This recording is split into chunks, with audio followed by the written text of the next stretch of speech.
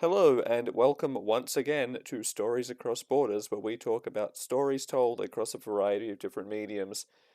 The only rule in these discussions is that regardless of the medium in question, the story has to be the focus. Stuff like animation, acting, game mechanics, all of that is completely off the table unless it directly relates to how the narrative is being presented. I am Daniel Radford, author, man who has concerns about tonight's topic, and also your host. I am once again joined by voice actor and narrator John Kernan as we, with some trepidation, dive into another mainstay book series we grew up with in keeping with our theme of magic. That's right, in case it wasn't clear from the nervousness, we are tackling the Harry Potter franchise, written by a lady neither of us like very much. Yeah, she's not good. That pretty much sums it up. Luckily, our focus will be on the story, so we don't have to dive too much into anyone's ironically terrible politics. Uh, True. a more important disclaimer would probably be to instead note that with 7 core books, 8 movies, a spin off movie franchise 3 films in, and a bunch of other canon and non canon content, there is a lot to potentially discuss here. So, we will mainly be focusing on the books and movies of the main series, but fair warning, this is us. We may end up tangenting into something, you know, one of the side projects. Uh, That's so, okay. I didn't even like Fantastic Beasts. We'll be fine. you're not exactly in the minority on that one. I think most people are in the camp of the first movie was surprisingly good, and then everything else happened. I didn't even like the first movie that much, but less thinking it was bad and more just things about it that weren't for me. That is very fair. So with that out the way, I suppose let us embark into some stormy waters. Uh, and I'm just gonna lead right off. Gonna take a big fucking cannonball right into those stormy waters by saying it's fitting that a book about spellcasting and sorcery relies largely on illusions. True. You could almost say it's more about magicians than wizards and witches. Could, but you would be wrong. I don't know. J.K. Rowling's a pretty good magician. She made everybody's respect and support for her just disappear. True, which is incredible given how much esteem people held for. Wow, we have already. That's promising. Uh, Yeah, no, I was just like Harry Potter was. I was more going to go into just dump, no, jump.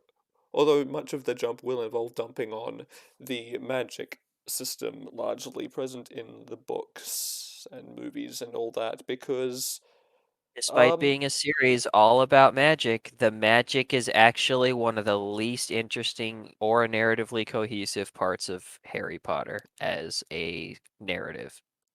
yes, exactly. Because it's funny because as much as the characters in the books talk about the magic in use, like it has clear rules and regulations and limitations and all of that, the reader gets almost no explanation of what any of these rules actually are.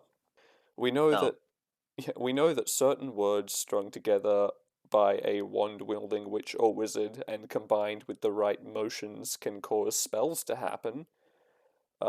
We know combining weird esoteric ingredients together can create magic potions somehow.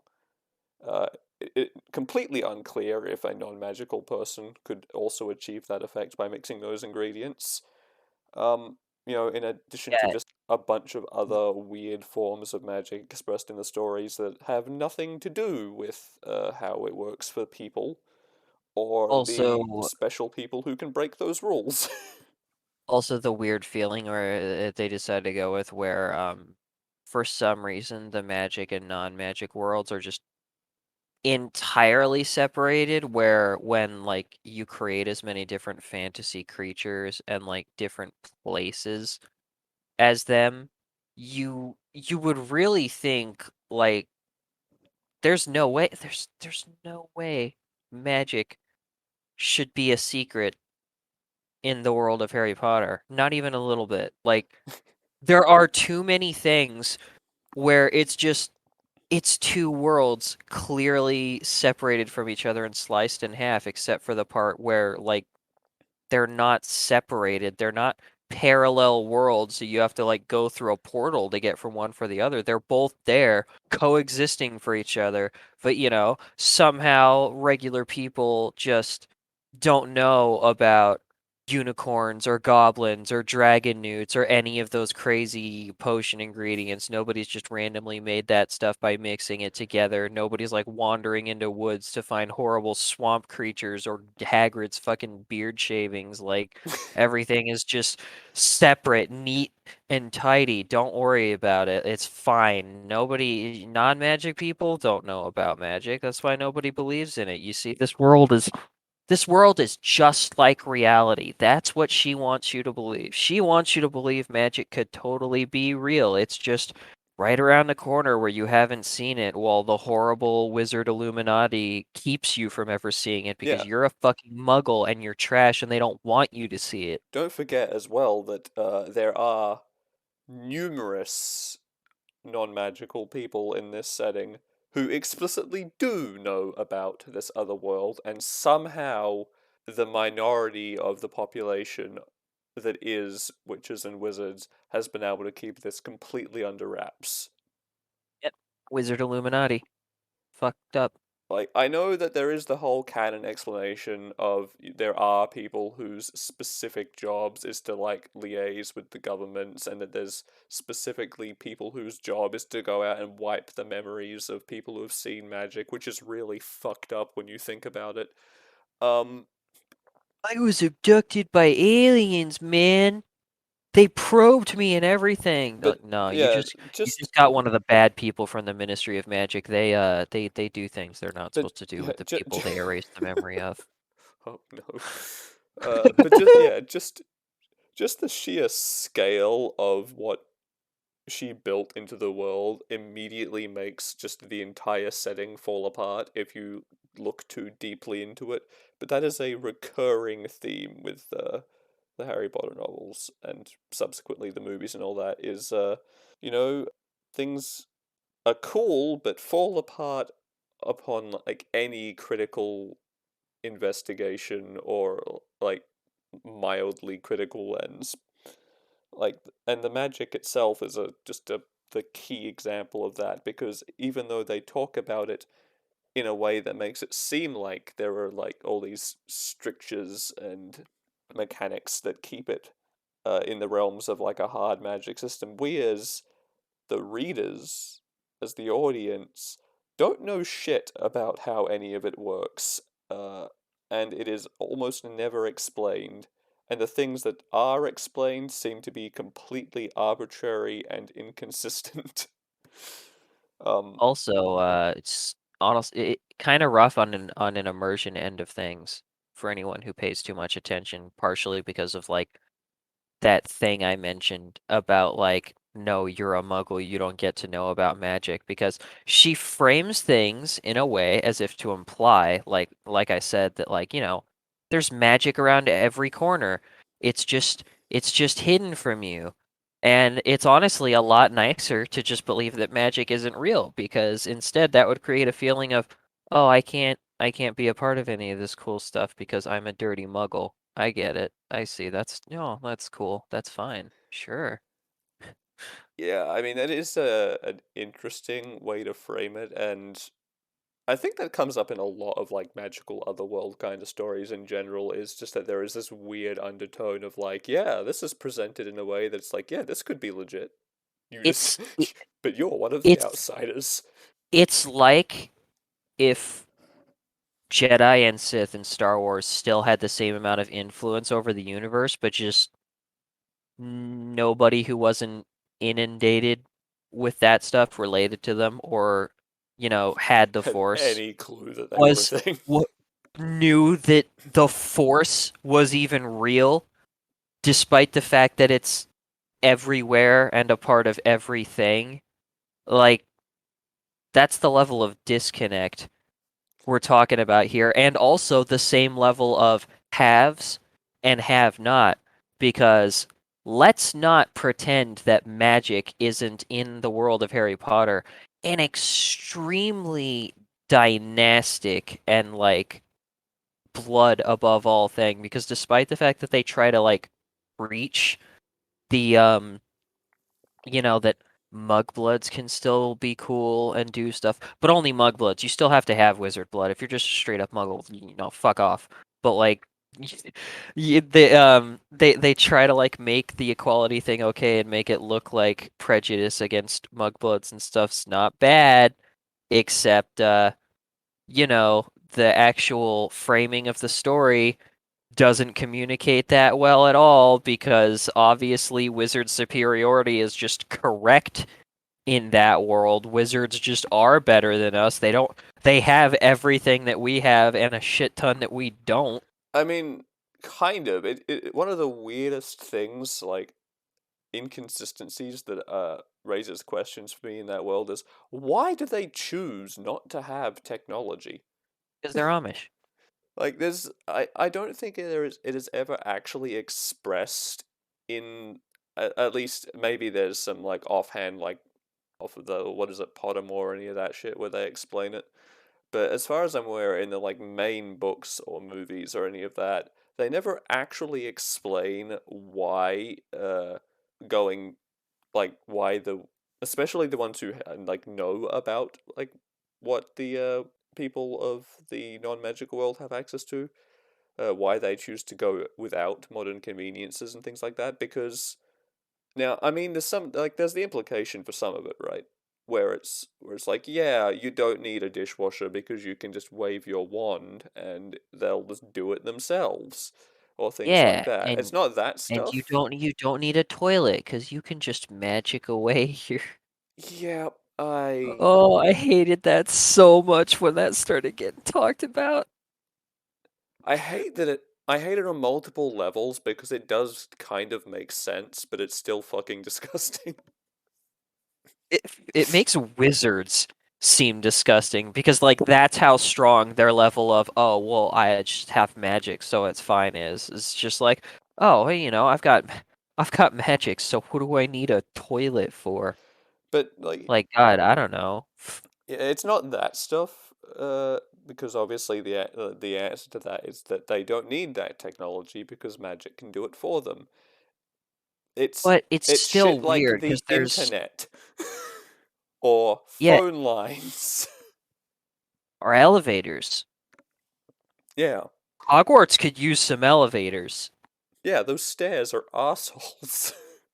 Fucking like this is why Poe's not a wizard. Poe from Kung Fu Panda would die in there. He already comes close enough to dying on his own stairs. Like, The crossover you didn't know you needed. it is funny you mention that because I was thinking about that as I said it, and it's true. It's this weird thing where it almost feels like it's unconsciously implied in that universe that unless it's a specific subsect of things that work as like integrating magic with some aspects of technology, it's almost like magic and technology are inherently incompatible in a way that like just being magical makes you technologically inept to a certain extent. Yeah, Because that would you have been an never, interesting angle if they had ever actually implied that or explicitly said that. Either option, yeah, really, in any way. because if there's one thing we never see in Harry Potter, legitimately, it's somebody who's good at both. It's somebody who's both good at magic and like an engineer. Never. We never see any examples of anybody who's good at magic and technology.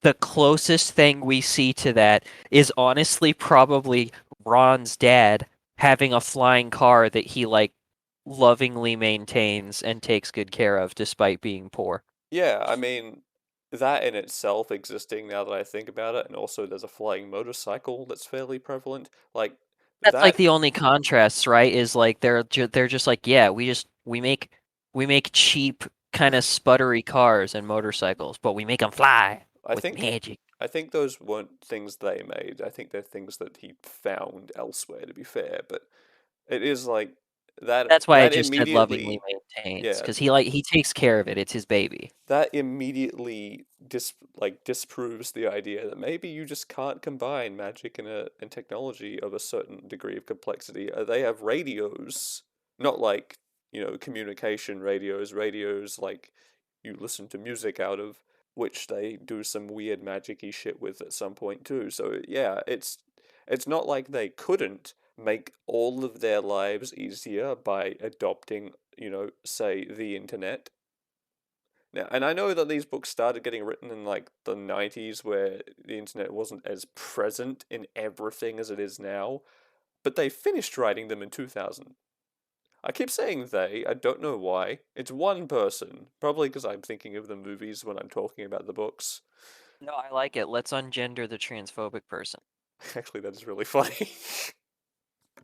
uh, Just call J.K. arguably, Rowling vague arguably forever. still shitty thing to do. Yeah. Don't know how I feel about stooping to her level. We shouldn't associate her with the people whose hearts she broke any Yeah. more than she does. Because, like, wow, I've known plenty of trans people who really liked Harry Potter a lot. Yeah. So that was, like, very personally sad for them. Well, we It's just knew. like, "Oh, the author of my favorite thing doesn't see me as a full-fledged person." Yep, Don't meet your heroes. we really should have picked a different topic. Mm, Oh boy. no, we're Okay, not moving cowards on. here.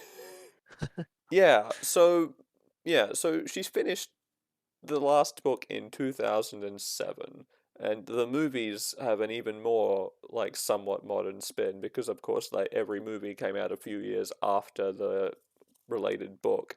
So it's like you can't even say it's like it wouldn't have made a difference because it would have.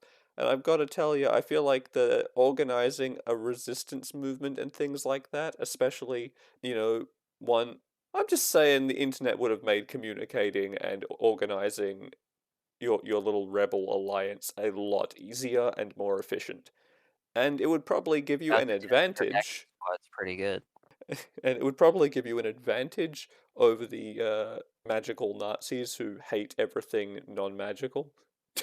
Yeah, no, that's honestly a big thing is like, it's kind of a terrifying thought is especially with the lack of technology, the way wizards are presented in that world, like if it weren't for things like big barriers that just keep it so non-magical people can't get there at all. You know just how terrifying like a spec ops squad of dudes with guns would be to the way we see wizards fight in that world?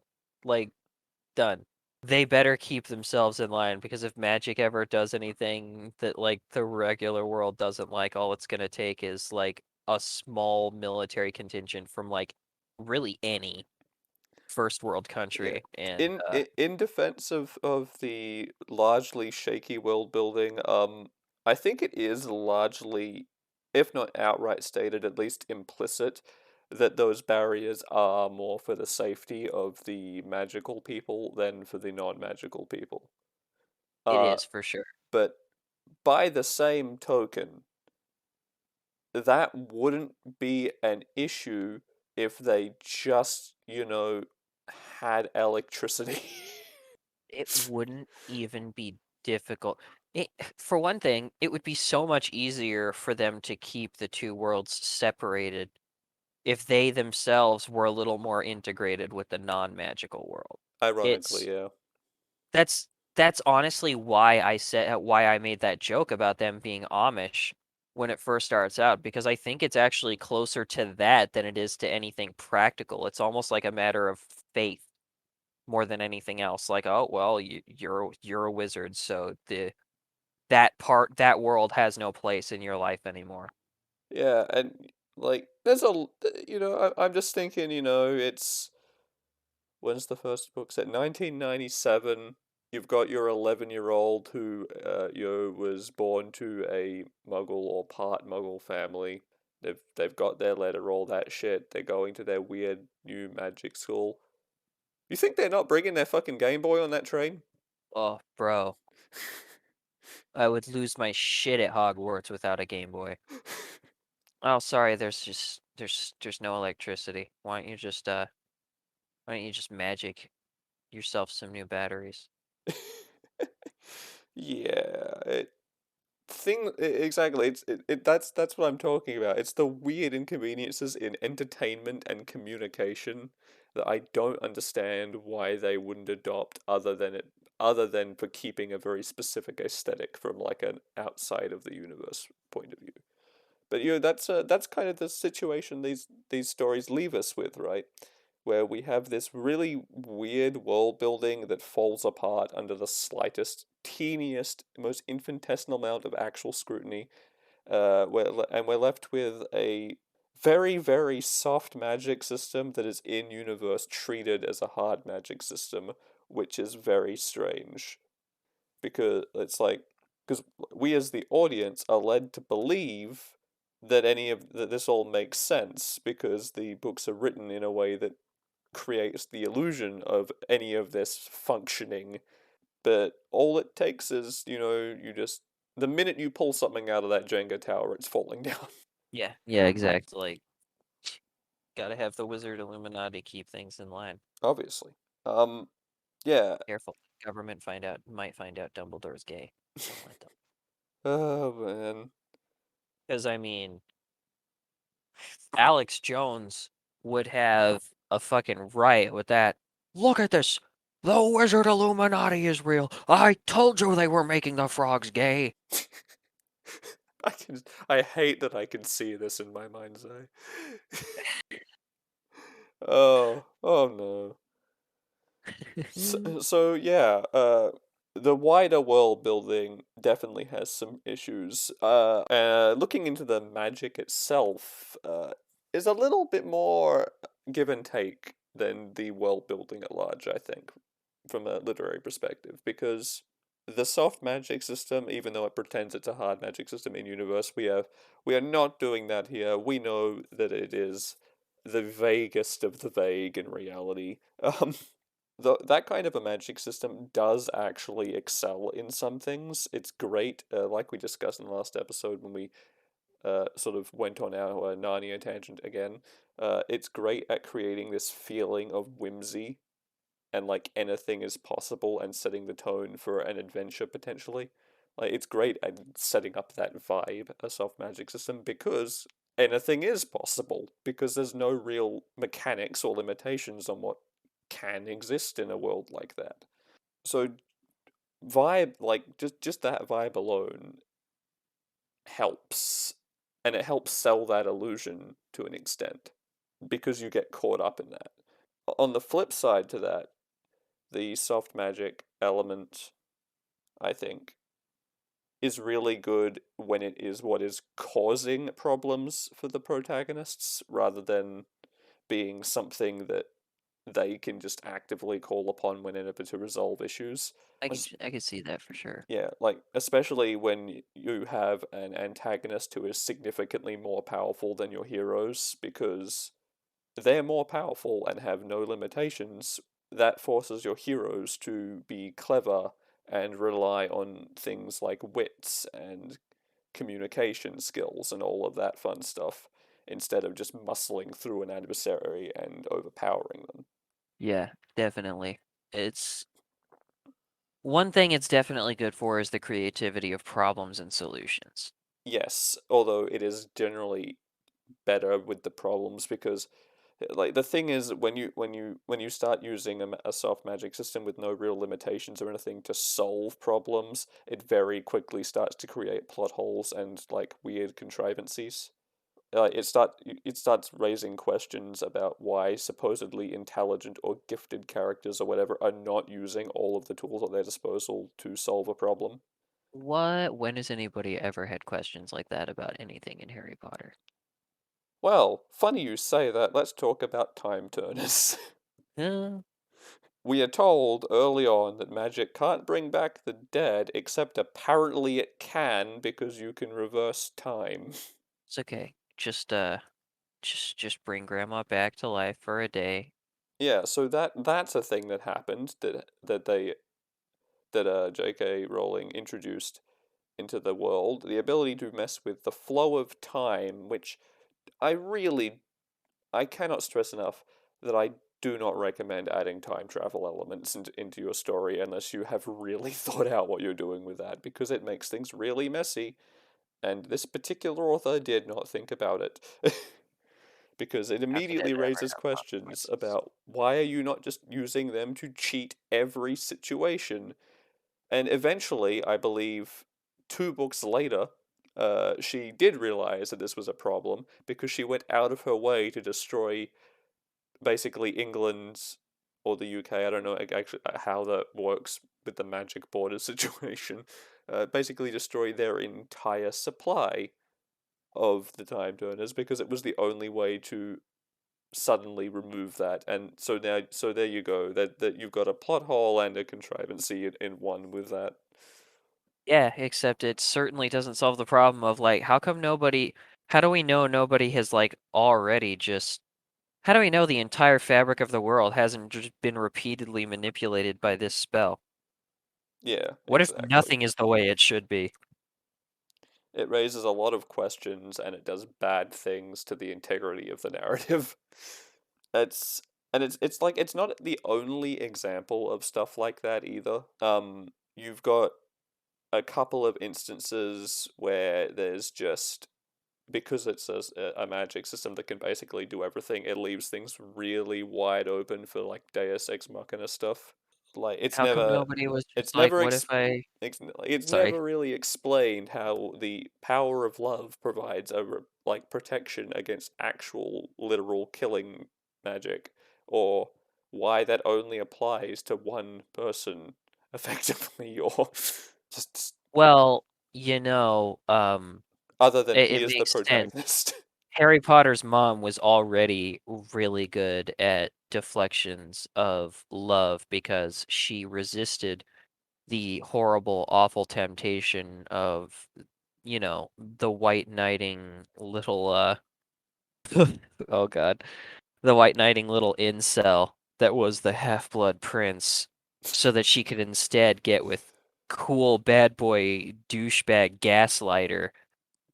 Yeah, in hindsight, for a very intelligent woman, she had terrible taste in men. Yeah. That actually, Like I've known some people like that. That might be the biggest element of realism in these fantasy books. like, not to not to hate on Snape, love him as a character. He would not have been any better of a choice to get with James Potter. Romantically, he's trash too, but like, man, James was such a douchebag. I mean, he again, it's He got heavily better. implied he He got grew better up. and stuff. He grew up, he grew out of it, Yeah, but yeah, no, absolutely. But that's just another element of magic doing crazy things in the world. You just magically change the laws of reality so that no guys, it's okay. She actually can make him better. yeah. I mean, there's some questionable like love potions are a thing. That's not great. There's a lot of things that open up a lot of questions that the world building then fails to answer in a satisfying or comfortable way. I sure hope magical bars have bartenders with really good potion detection spells. Well, probably not going by the bartenders we've actually met in the stories. Don't ever go to a magic bar ever. Yeah, it's a bit of a problem. This If there's one thing that the world building of Harry Potter never does adequately, it's explains how that world actually functions without just falling apart, because it should just fall apart. Yeah, no, exactly. Like I think we've been talking for what half an hour now roughly, and every single thing we've looked into during that time has been an example of how, if you want to enjoy these books or these movies, you should A, try not to acknowledge that the author exists, and B, maybe don't actually listen to anything we've said, because the minute you look into anything with a degree of scrutiny or at a technical level, the stories fall apart. You gotta have a strong suspension of disbelief. It does raise an interesting question, though, right? In that, given all of these issues we have outlined, why the fuck do these stories still work? And I think I do have answers for this. Because they still have compelling characters and goals and a genuine sense of like wonderment to pursue. Yeah, the things that I think are that the world building, for want of a better word, it functions and thrives on aesthetics. Is the main one for the world building side of things, and for the magic system side of things, it's that despite the magic nature of the setting, the fantasy of it and all that, the magic itself is actually a lot more secondary to the stories than it really appears. So going into that first one, I think it's a really interesting I way of looking into a very vague and soft world building and how to make it work if you don't want to go into any of that sort of thing in any depth. Because it, as much as I dislike J.K. Rowling as a person, and as much as her stories fall apart when you break them down technically, she did make some very clever decisions in how she put those stories together. Oh, for sure. Yeah. And one of those was the aesthetic of it all, because it draws a the world draws a lot from established pop culture and mythology, and just the vibe of it all, which makes it easy to suspend the disbelief because you don't question how waving a wand makes a stick levitate because it is so ingrained in our understanding of the concept of like wizards and witches and sorcerers and all that shit that that's just how magic works. Yeah, man. It's Leviosa. Hey, look, one of those weird examples of the universe pretending it's a hard magic system when it's not. My personal favorite one of those is introduced in one of the later books where they talk about how you can't make food out of nothing. You can only replicate it or alter it if it already exists. But and it's like, oh wow, look at that. There's a hard rule, except it makes no sense because you clearly can make things out of nothing. Yeah. People So do it. they do it all the time. So the question becomes, why does this rule specifically only apply to food? And then there's the Yeah. question of, and where is that line between food and not food drawn? Is it the moment you make something intending to eat it, can you no longer summon it out of nothing? Or when, like, if you summon an animal with magic and then cook it, will it just cease to exist? They never. Where do these things go when you break physics to just make things out of nothing? Even Kirby's stomach. but yeah, every time I go back to that. Oh, you can't make food out of nothing. I have this like giant neon sign appears above my head that just said flashing bright Vegas style letters, and it just says "why" with an exclamation mark and then a question mark. um, yeah, it's all about the look and the vibe and the feeling, that sense of the wonderment of it, and the specifically leaning into our preconceived notions of what a witch's house in the forest would be like, or tapping into things from old fables and mythology and all that. It's aided by the illusion of it all, right? Where you have the characters act as though all those rules and all that are a thing, and we have established they're not a thing. So between that and just the general aesthetic and the vibe, it creates the illusion of a much more cohesive world than it actually is present.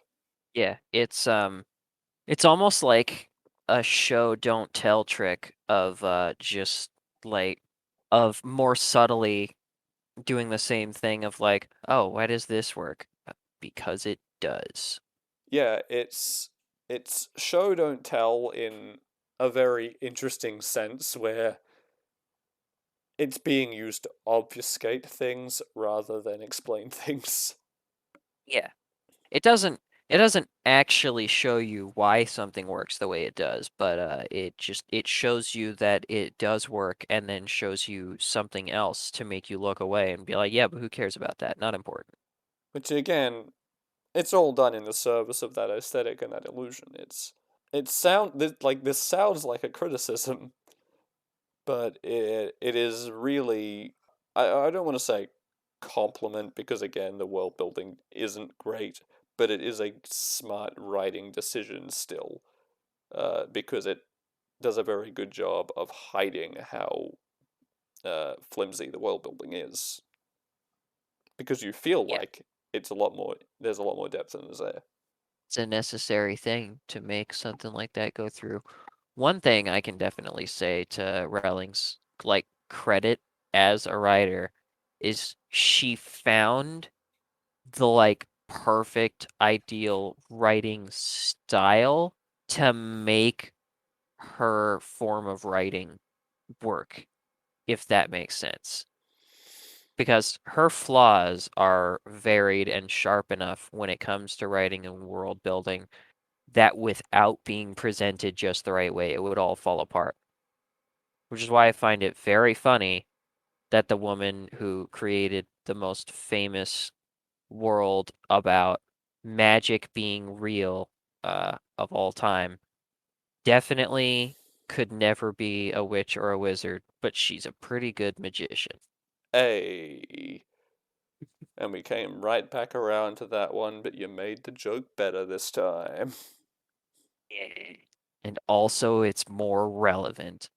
There's character development on this podcast. I am a character, it's true. And speaking of characters, bad segue, let's go. The second Alrighty, point segue. is that is towards the magic system itself, where it doesn't matter. Nope, It not important. it's you Don't look feel over like there, don't scrutinize that. feel I mean you feel like it matters when you read the story because to the people in it it matters, but the reality of it that is that it's set dressing.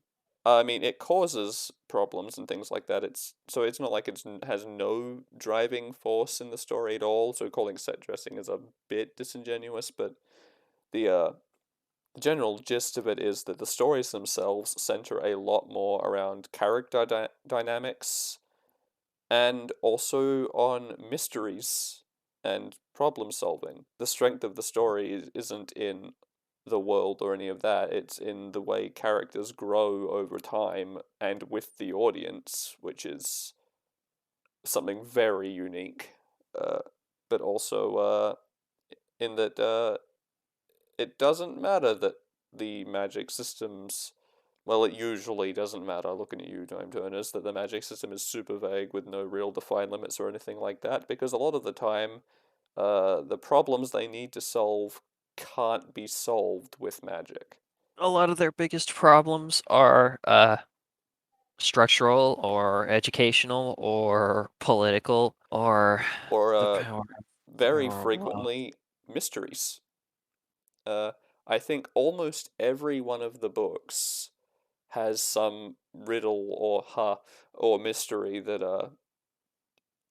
our heroes have to like figure out and solve before magic even becomes applicable. You're right. It's almost like the real villain of Harry Potter was a riddle all along. Ha again, which that is, I think, a really good example of how to do soft magic. True. Is that use it very liberally to create issues that your protagonists need to solve, but then have the problem being something they can't do with magic, if that makes sense. Like, yeah, the enemy is doing horrible things and creating adversity for you with magic, but you can't get out of those problems necessarily by magicking them away because you have to figure out the nature of the problem first. Yep. One And thing you can't avoid is the less the less defined your magic system is, the less important it needs to be to the overall plot. Because the arguably, the second less it's important it important, you should gotta be. start explaining. I think that's actually a pretty hard rule, is that it has to be less important to the plot itself. Yeah, exactly. Like, look at Lord of the Rings, the sort of archetypical fantasy story, especially for modern fantasy. We don't know shit about magic in Lord of the Rings. We don't know anything about it, but it's also not really the driving force of the movie. Like, we know the ring is magic, but that's not really the point. Yeah. There's very few visible, like obvious examples of magic in Lord of the Rings that can't just simply be attributed to this character is powerful so they can do this thing. Most of what we see from magic is done by like at least demigod level beings who just the rules are different for them and you don't need to question that because they are practically divine, like fucking Sauron himself, for instance, who is basically a dark god. And and like most of the magic we see from stuff like Gandalf is very simple. He makes the staff glow. He does this or this. He's not shooting lightning bolts or fireballs or any of that. And then It's even some more subtle things we get end up you do end up having explanations. Like that little magic file of light that that Galadriel gives Frodo. We're led to believe that that's part of her power the first time, only to like find out when you look deeper. That ain't even like a thing of magical power. The light in that bottle literally comes from like a type of magic, an ancient type of magic that beings, greater beings used to pursue. And it's like, yeah, well, it's a type of magic that takes the form of light. So it's in a bottle and it's light. yeah, it's another thing as well where magic caused their problem, that being the ring, but it in no way is going to fix that problem, and instead they have to rely on much more mundane things like just like their wits Well, and even then, you could very easily argue that like and magic didn't cause the problem. The problem's a lot older than the ring is. The problem is that a once great person got twisted and corrupted, and because ultimately that's what Lord of the Rings is. It's a tale of corruption and redemption. Not corruption and redemption of the same people. A lot of people don't get redeemed, and a couple people don't get corrupted, but yeah, I mean, it doesn't matter like the world is magic because you can't fix the things that are wrong with the world by casting a spell. You know that you can't just wish things to be better. You have to endure, which is that is the most central thing, is that the Lord of the Rings is a tale of just enduring against ridiculously stacked against you odds and using nothing but your own wits and skill and resolve to get through it. Um, yeah, you definitely couldn't do that with magic, if only because the most powerful magic that's left in this world belongs to the villain. Like, power is not even close to a solution here because power is the problem. yeah, and you can see that Rowling took that lesson and ran with it True. mostly. She may not be nearly as good of a world builder and probably not nearly as good of a writer either as Tolkien, but she learned that lesson good enough. Yeah, her main antagonist, borderline immortal, incredibly skilled and talented, way out of the protagonist's league. So they have to be tactical and clever and You wily. couldn't even defeat him with that stinky guy from Dragon Ball because he doesn't have a nose. That was so out of left field. Well, that's how that guy gets defeated. They put him up against Krillin, and Krillin's like, "Oh no, he's stinky," until Goku from the audience literally yells like, "Why are you scared of him? You don't even have a nose." And Krillin goes, "You're right, I don't have a nose." I remember. That's what I think of when I think of person with no nose. Powerful. The secret to true power is to just not have a nose. Yeah, exactly. Um, yeah, but that's when that sort of scenario where yeah, the world is magic, but the problem can't be solved with magic. That's where soft magic systems are at their best. And that's when the Harry Potter stories are at their best. When the problem that has to be dealt with is something that has to be dealt with by smarts or cunning or just people Father Son skills. Kamehameha. No! But that's how Harry wins.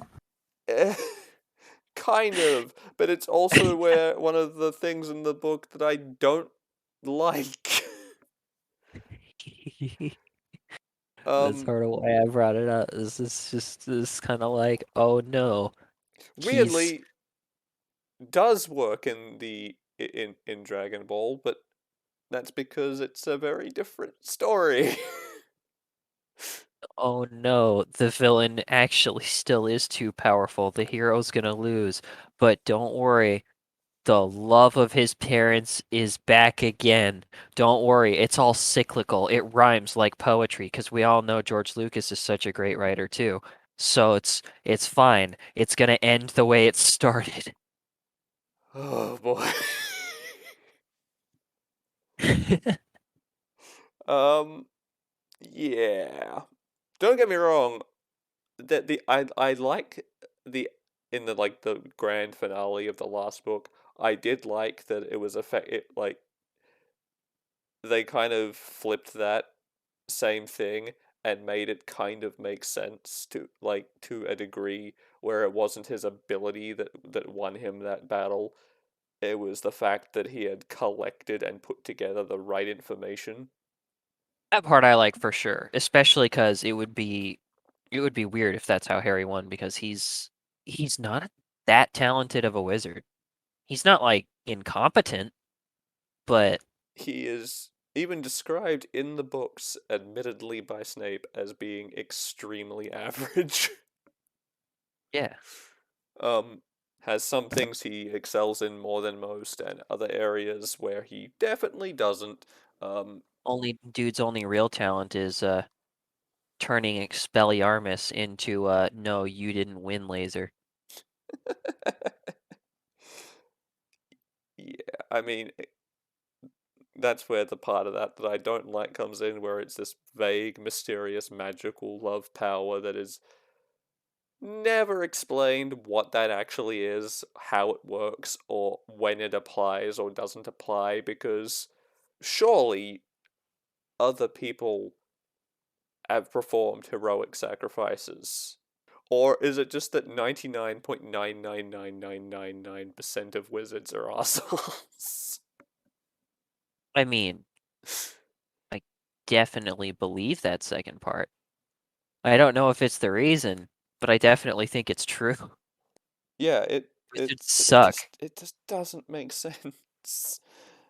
It could. You could have made it make sense. Oh, why would you do that? All you had would have had to do is explain just the tiniest bit more about why that is a thing, and so we know why it doesn't apply to all these other scenarios that have happened in the story that we've seen where it didn't come into play, and then suddenly in the finale it's in play. Unless, of course, you know your Harry, where it's always in play. But Yeah, listen, the power of love. It's gonna do save the the other day. characters' parents not love them enough? I don't buy that. Because we No, yeah, it's true. explicitly see that that's not true. The other characters' parents don't love them enough. The Uh, the best fucking Hermione's parents didn't love her enough to both be wizards. The Weasley parents didn't love their kids enough to not be poor. Um, Well, that's the thing. The best, like, like that idea, even though I wouldn't buy that anyway, is also explicitly disproven by the book. Because the best scene in any of the books is fucking Molly goddamn Weasley being a badass and just straight up murdering Bellatrix I love Molly. out of motherly rage because she nearly killed another one of her kids. Like, Yeah. so even if that was the angle that they were trying to go with in the movies, no, that is also explicitly in the books. Don't know why I went back to movie mode. Yeah, even if that was what Rowling was going for, already explicitly disproven. So I don't know. I don't know, and it frustrates me. This is why I like hard magic systems better.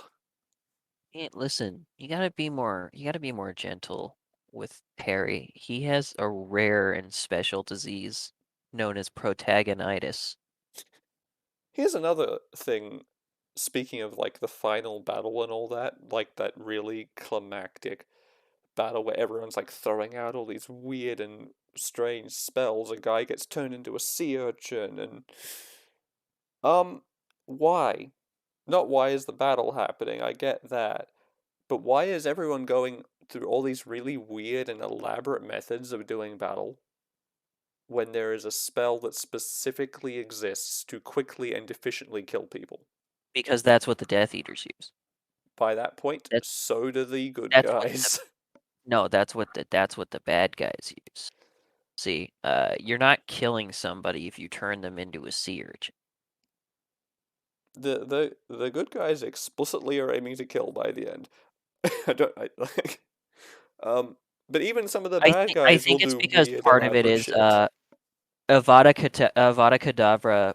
I think part of that is the spell itself requires like genuine murderous intent. It's not even really enough that you're actually fighting to the death. You have to have murder in your heart, or the spell could fail, or even what you call it, like critically fail and reflect back upon you. It's just not a safe idea for anybody who fits into the category of the good guys to Yeah, even use I don't Avada know. Kedavra. I'm pretty sure a lot of them had murder in their hearts, but even then, like Ollie did, that is but she's cooler than that. true. Um, yeah, that's the thing is Also, that it's boring. Avada Kedavra is boring. yeah, exactly. It's mostly because it's boring, because the whole murder in your heart thing, whilst implied at some points, is also pretty strongly disproven by the whole like arranged death thing that happened. So again, it's a bit No, wishy-washy if that's the case, but that's kind well, of the that's name of different. the game with these books, I suppose. It's just one of those like we talked about Inheritance last week, right? I really like how they handled the why don't you just do the instant kill spells thing. Yeah, exactly. It's like because everybody knows about them. So why, like, of course, almost anybody you would use it on is gonna have a defense. Like, there's no point using it on anybody who's magic. See, part of the problem with it in the this universe is that it by and large it seems to be a mostly uncounterable spell. Like there doesn't seem to be any counter spell to it. You can potentially you can block it or dampen it, or you can just get the fuck out the way. Seems to be the preferred option, which is valid. But for some reason doesn't seem to be any real effective guaranteed counter to it other than a mother's love, apparently. Um, Gotta use the power of sacrificial protection, which, um, if it's it's so weird, right? Too that like they call that a counter charm, and I kind of get it, but considering the sacrifice part of it, that makes it sound like there actually is no defense against Avada Kedavra. It's just, hey, maybe somebody other than the person you yeah. were aiming for will die. Like, Like Like on someone's gonna die. yeah, on paper, logistically speaking, just breaking it into raw numbers, the same number of people have still died. Yep. If one person sacrifices themselves to save another one. And really, at that point, the only question you're left with from logistics is the person who lived worth more than the person who lost? You know what I think would have been a You know what I think would have been or I think that they could have explained that way better and made it not just feel like, oh yeah, a mother's love. If they had explained Avada Kedavra itself more. Because you know what I think would have been really interesting is if like it expanded on the implication I mentioned with Avada Kedavra of like, okay, well, it's it for one thing, it's a curse, right? So part of what's important about it is intent, because curses are intentional, emotional things. Yeah, I mean It's the something weaved and targeted at a person. What if they had made it like, well, yeah, you have to have murderous intent to use Avada Kedavra, blah blah blah. You have to have the person you want to kill in mind, and it is about killing that person. It's not just a directionless ending of life. But as a result of that, if you use Avada Kedavra and someone other than who you intend to is hit by it, you lose the opportunity to use it on that person, on your actual target forever, because it failed. Like it can only work once if all that hate, all that malice, that murderous intent or whatever is fueling the spell is misplaced, then it fails forever. Like that would kind of make sense to me as a form of immunity, right? Like it went wrong. You don't get a second chance. You don't get a second chance to use it. yeah, It has to be done right or not at all. that would fix one of the biggest like conceits of the story as far as I'm concerned. I think that's a really smart fix and really interesting way to do that. And honestly, it would just be a cool way to handle a magic system in general. It's like the saddest part is we're kind of like close to that, but they never bothered. Um, Didn't yeah, matter. Mother's love. it's one of it's one of those things where there's like the slightest hint of there being some substance there, but but she never committed. Oh, She never really went into that depth, and I think it would have elevated the world mama loved her and the baby. story by I understand what she was doing, why she decided not to give it a more hard mechanic, because she was trying to, rather ironically, sell an Aesop of love and acceptance. So I understand why from a literary perspective, that choice was made, but at the same time, by never explaining or how any of that worked or anything, it made it feel very contrived and hollow, I think. I don't Yeah. think it was necessary to have the physical embodiment of that Aesop in the form of that protection. And what Because, you mentioned before is a great example of why doing something like that but not explaining it doesn't work too, because like everybody else's love doesn't do that. yeah, exactly. Harry's mom's love did.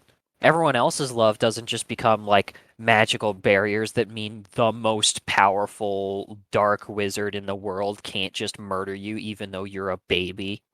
Yeah, exactly. It's more of the same where everything is all about the feeling and the vibe more than any coherency. Also, I hate genuinely self-fulfilling prophecies. Oh, you see, I I actually really liked that. I no no what I well here's here's my problem is there's one aspect I like of it, and that's that Voldemort himself is the one who makes the prophecy real. Like it's his fault. It's his fault it's a self-fulfilling prophecy, and that part is cool. The part that's not cool is the part where the world also just continuously contrives itself to help the prophecy along, even though the actual subject of that prophecy is nothing special. I And mean, that's. arguably not that great of a person either. eh, I think In the books, he's definitely not. He constantly thinks mean things about his friends. I don't. I don't know. I wouldn't say he's a bad person. I think he's a good person. Like No, no, I didn't fundamentally, say he was a bad he's just not person. necessarily a nice person. And like, and Harry's fine. I like Harry as a character, He's even though okay. I'll shit talk him because Most of the better shit talk characters are side especially characters, snowflakes. um, but yeah, no, that's fair. I mean, that's just kind of the thing with prophecies is that that's how they work.